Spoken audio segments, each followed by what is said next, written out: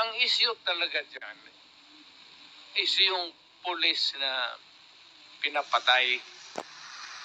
At ang pulis kung pumapatay, sa totoo lang, if they are out there to kill for whatever reason, legal or not, itong hindi yan binaparil yan. Hindi yan inaharap na sa self-defense. Wala yung self-defense.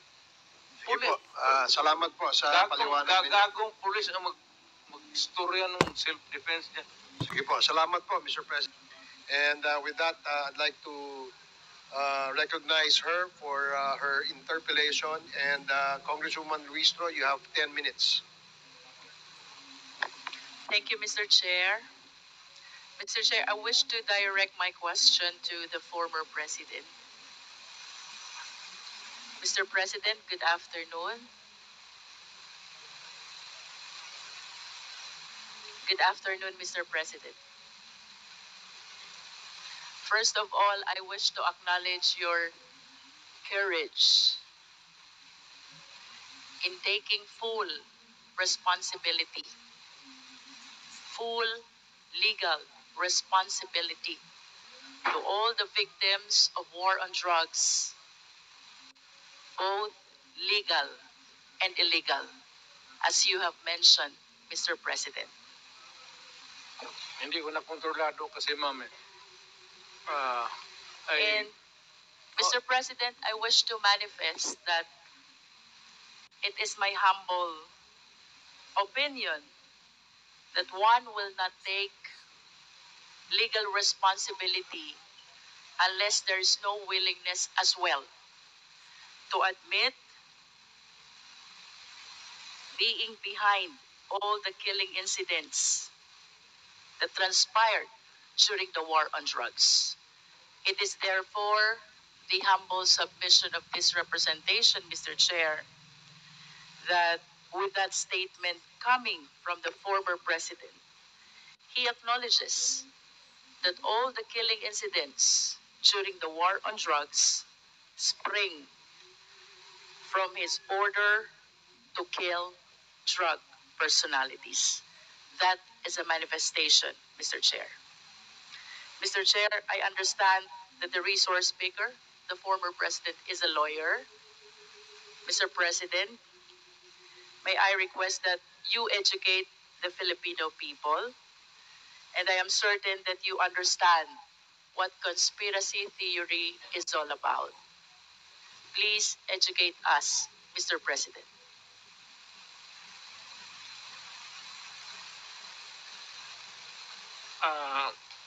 I may have some lapses already, but I will give you the definition of a conspiracy to commit a crime when two or more persons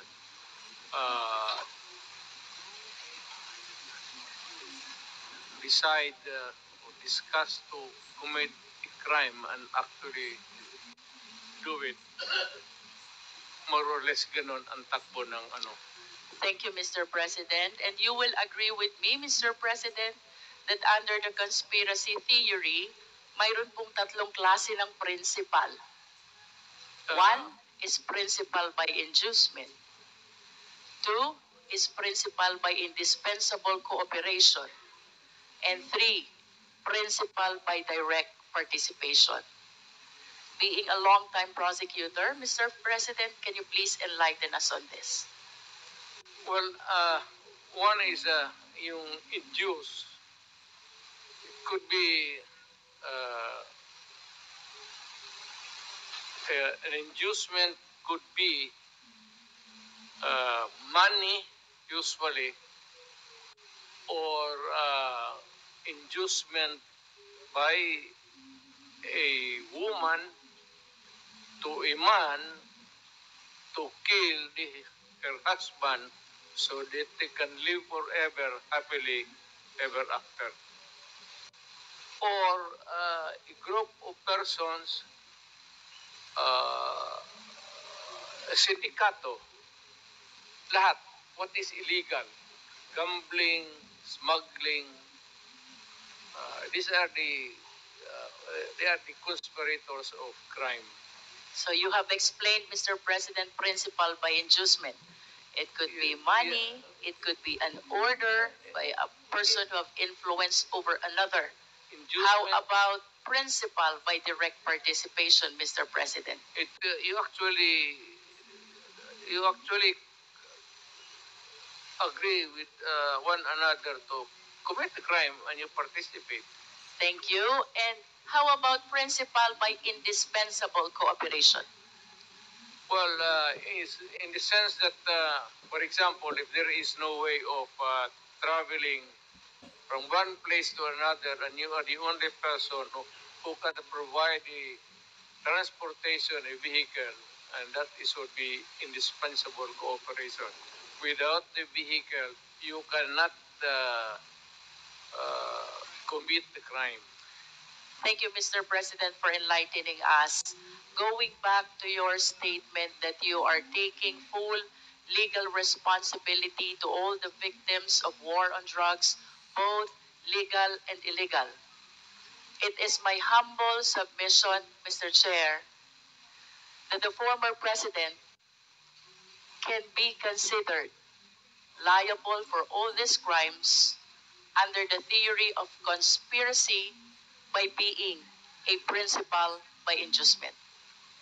I wish to manifest, Mr. Chair, that without the order, without the reward, these police operatives should not have resulted to killing a huge number of victims of war on drugs. Beg to disagree with your premise, ma'am. I understand, Mr. President, but that is a manifestation.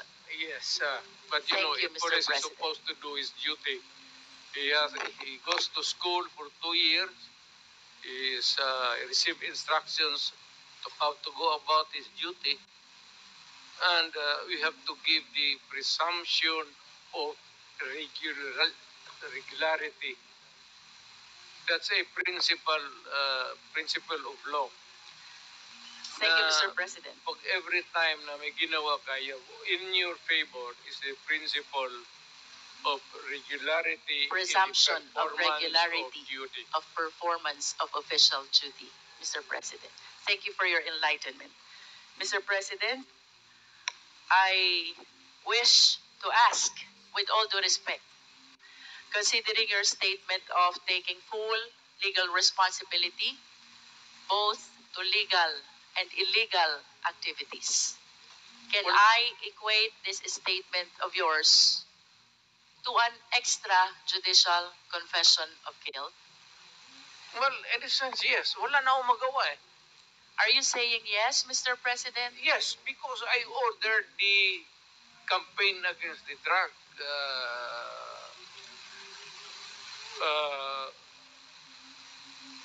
syndicates. At kung anong ginawa nila, whether illegal or not, it was ako ang nag-utos. In that sense, I take that responsibility of their actions. Wala akong magawa eh. Commander ako, nag-utos ako. Puntahan ninyo yan. Just like a commander, or not a military, police, iutosan mo. Pag may nangyari dyan, magkabulyaso, whether right or wrong, iyo yan. Iyo talaga yan. Kung hindi ka naman bubo na mayor, hindi mo iwanan yung tao na inutusan mo. Unless yung pumunta doon, inutusan mo mag-operate ng illegal gambling or droga, tapos nag-rape, kung anong ginagawa ng kabalastugan, ako na mismo ang papatay, hindi na kailangan na hintayin mo pa. Mr. President, earlier, you conform to my statement that I can equate your statement of taking full legal responsibility as an extrajudicial confession of guilt. You said yes to that. Yeah. No, I'm just reiterating the question, Mr. President. It's not about guilt or a wrong. What I'm saying is that yung lahat ng inutusan ko yung war against drugs, o yung isang platoon dyan o isang batalyon, kung ano yung ginagawa nila, kaya I take full responsibility for that. Mr. President, you are surrounded by, I believe, 4 lawyers. Hindi ko na kailangan, ma'am. Because you are a lawyer I yourself. can take of myself. I can take care of Yes. myself. And of course, you understand the elements of an extrajudicial confession. Yes. You confirm that you are of sound mind. And not only that, body Yes. as well. You confirm that your statement is voluntary. Yes. And of course, you confirm that you understand the consequences of your extrajudicial confession. Hindi naman alam kung hindi naman ito korte. So, I understand, Mr. President. That's why we call it extrajudicial confession. It is not a confession. It is a statement coming from the mouth of a mayor or a president at that time. It is not a confession. You are characterizing the word. Mali, ma'am. The only one, Do not characterize that as a wrong. Mr. President, Policy yan. the only one that is missing among these elements is that it should be in writing. What? And my question will you be willing to translate into writing the statement that you earlier said? Hindi na nga ako marunong, yung firma ko noon, hindi na nga firma ko ngayon. But of course, you have a lawyers to help and assist you prepare this written document. Hindi ko na kailangan yan. Babait ko pa writing dito na ngayon. It's documented by the records here. Magtanong na kayo ng magtanong. Anong gusto mong tanongin? Kriminal? Mr. President, I wish to proceed to my next question. Do you know Laod firing range? Do you know? Alam niyo po ba yung Laod firing range? So, hindi. Do you know? Nalalaman niyo po ba kung ano o saan yung Laod firing range? Doon ako nagpa-practice magbarel para pumatay ng tao. Thank you. Nagpa-practice po kayong bumaril para pumatay ng tao. And alam niyo din po ba yung Laod Quarry? Hindi ko na negosyo yan, ma'am. Yung firing range, ha? But at least you are aware that Laod firing range is situated in the Laod Quarry, within the premises and compound of Laod Quarry. Siguro. Tama po Within ba the yun? premises of a quarry, there is a firing range. Do you confirm that, Mr. President? That should be the question. Do you know Ben Laod? Yes, I think so. Who is Ben Laod? Si policeman. He's a policeman. He owns the land He owns the land. where the firing range is located. And do you remember, Mr. President, that the CHR, during the time of the former chairman, Laila de Lima, investigated and inspected this Laod Quarry, where they were able to discover human bones. Are you aware of that?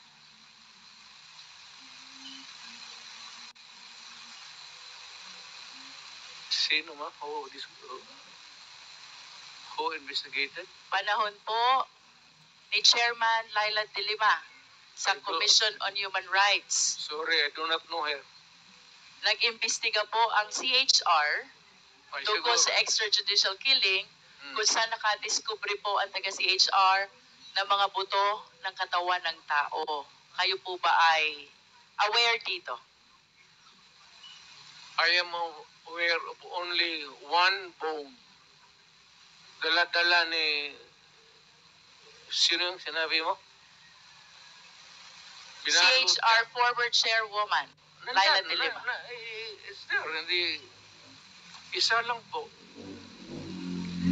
And you are aware also that the former DOJ Secretary, Vitaliano Aguirre, represented Ben Laud in the investigation of the extrajudicial killing.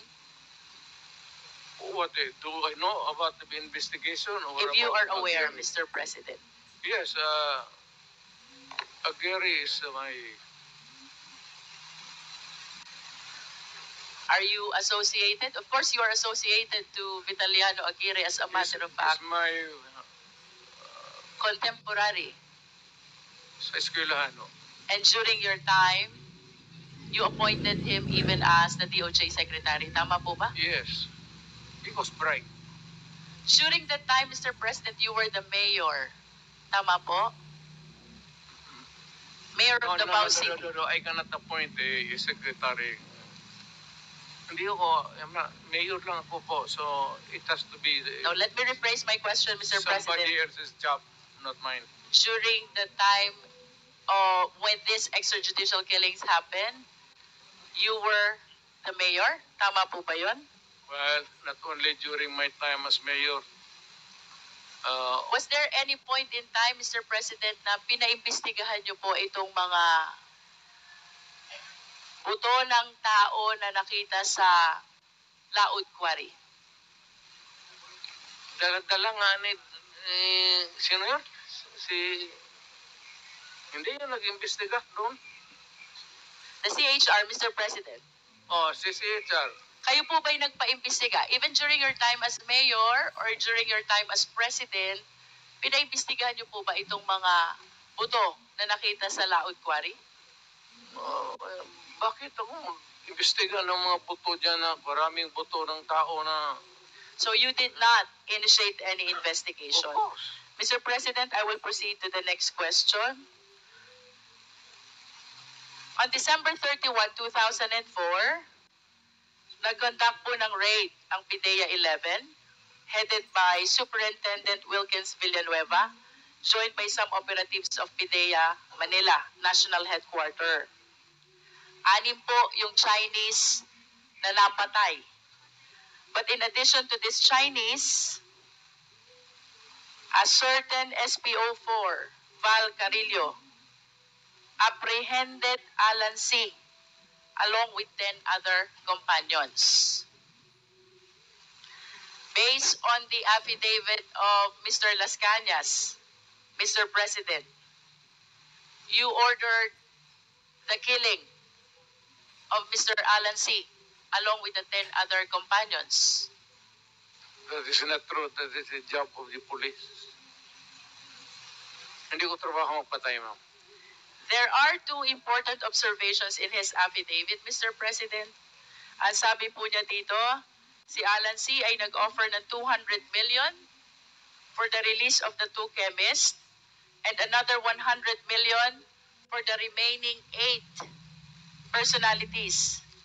But when he tried to seek your permission, you refused, and you even said, madami kayong intel funds. Totoo yan. Kung bribery siguro yan. Hindi ko, never in my...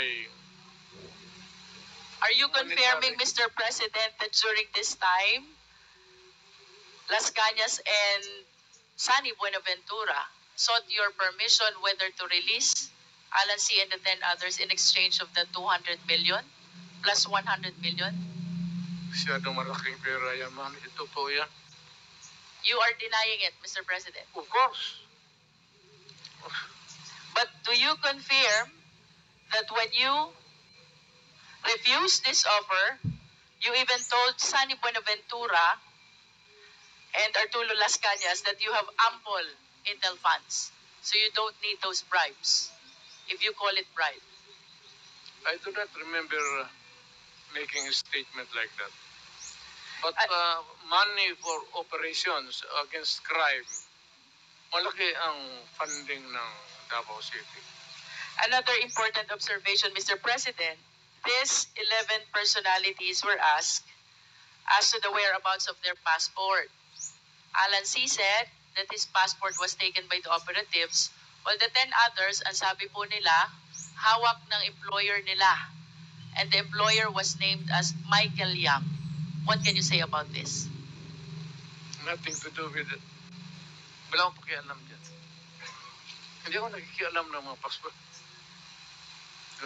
Mr. President, to conclude the question about this Dumoy raid, this is the raid of the PIDEA which happened in Davao Shabu Laboratory on December 31, 2004, where 6 Chinese personalities were killed during the raid and the 11 others were brought to Laod Quarry, where they were summarily executed and buried upon your order, according to the testimony of Arturo Las Cañas.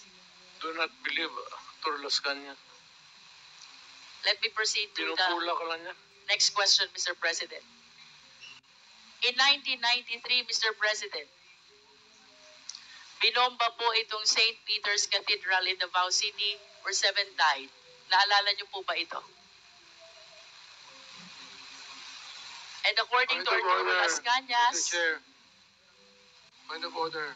What was I the would like rule to that was find out excuse me, If Attorney Delgra is coaching the president, because she has been whispering in the ears of the former president. But to find out, Attorney Delgra, please refrain from coaching. The president is able to answer all these questions being asked Is of him. advising me And about my you are legal only rights. limited to advising Legal your client with his rights. Nothing more, nothing less. He's I a hope lawyer. you follow the rule, Attorney Delgra. Please It, proceed. He does not have to force me. I know how to answer. Mr. Chair, 1993, binomba po ang St. Peter's Cathedral, Davao City, where 7 died. Nalala niyo po ba ito, Mr. President? Yung simbahan, ma'am. Opo, St. Peter's Cathedral in Davao Yes, ma'am. City. At sangayon po kay Arturo Las Cañas, kayo ay galit na galit sa pangyayaring ito. Sinong hindi magalit, ma'am? At dahil po sa inyong mahigpit na galit, ay inorderan niyo po itong sina Las Cañas na bombahin ang mga moske, kasama po ang Kamamara Mosque at Bancorehan Mosque.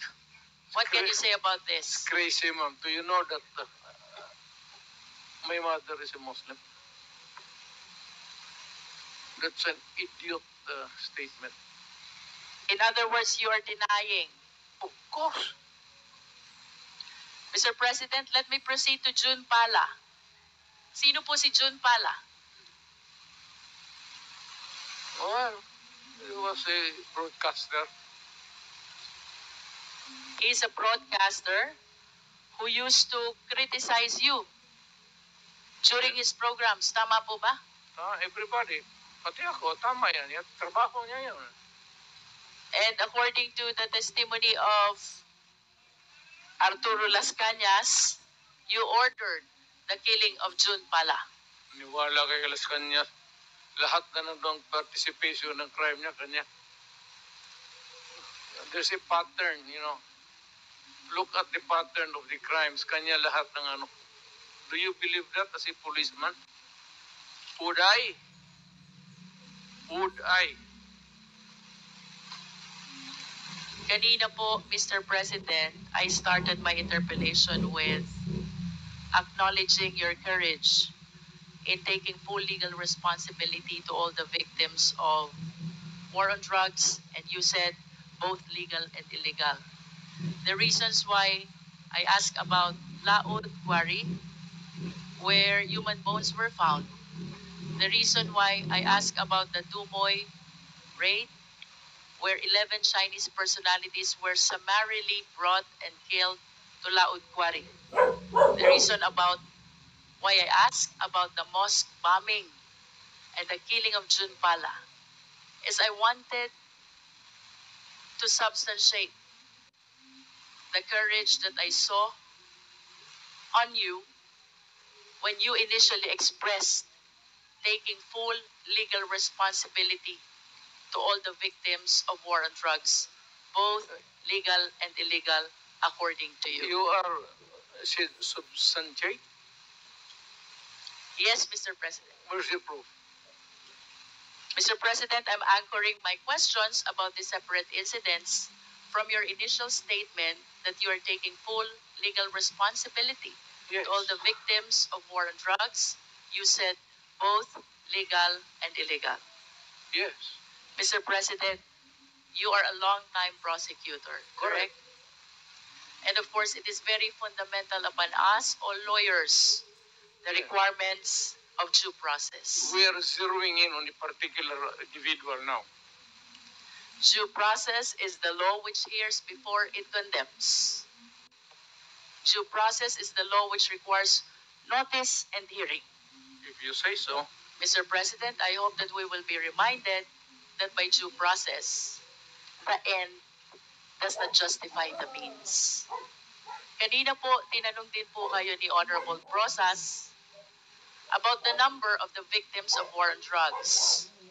Tinanong po kayo about statistics, and you lamented na hindi nyo po alam or dala yung records. Now, I want to share to the public the statistics of the victims of war on drugs. We are... Mr. President, this is from PIDEA. I think this is a consolidated effort of Karapatan, Global Witness, National Union of Journalists of the Philippines, the Supreme Court, Rappler, and the Philippine Drug and Enforcement Agency. We have 6,252 individuals in police anti-drug operations as of May 2022. 27,000 to 30,000 individuals, including those killed vigilant style. 427 activists, human rights defenders, grassroots organizers as of December 2021. Land and environment defenders as of December 2020, 166. Journalists, media workers, as of April 2022, 23 victims. Judges, lawyers, prosecutors, as of December 2021, 66 victims. And mayors, vice mayors, as of December 2021, 28 victims, Mr. President. Mr. President, my question is, when you implement war on drugs, did you strictly comply with the requirement of due process? Yes. Mr. Chair, I will wrap up. Thank you, Mr. President. Mr. Chair, it is my humble submission that contrary to the answer of the former president, I humbly believe that the former president and his war on drugs never complied with the requirements of due process. The statistics show, Mr. President, the huge number of victims of war on drugs. If my memory serves me right, during the time of Aquino administration, there are like around 200, and during the present administration, there are around like 200 victims as well of war on drugs. This is statistics, Mr. Chair. This is almost or around 31,000